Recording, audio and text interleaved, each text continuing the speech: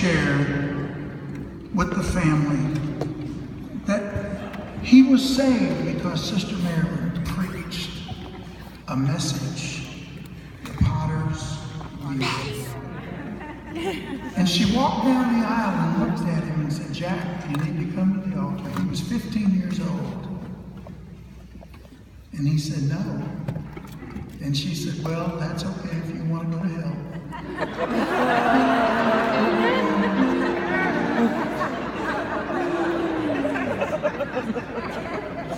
And he's my nephew, and he told me, he said, "Uncle Mike, I ran to the altar."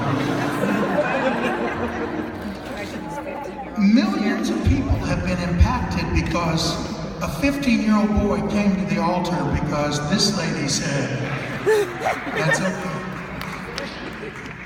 He said, "Please tell that." Gordon and Afton Mallory, responsible for 1 million soul revival in Philippines, told me they were untried and unproven missionaries, their first attempt to go on the mission field. And they said Sister Marilynn Gazowsky jumped up at the general conference and said, "I'll support them." And they said she was the first one that said, "I'll support them." And look at the impact upon millions of souls. I'm here today, and I told this yesterday, because this lady flew cross country from San Francisco to Daytona Beach, where I had decided I was going to live collecting aluminum cans on the beach, until I found out how much it really takes to do that.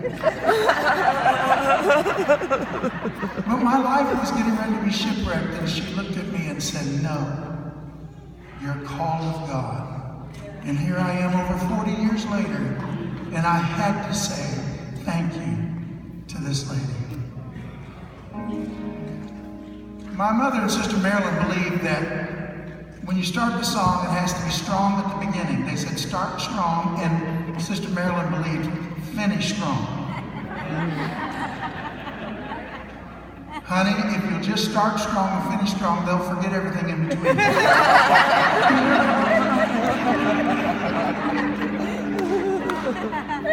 And isn't that the way that they lived?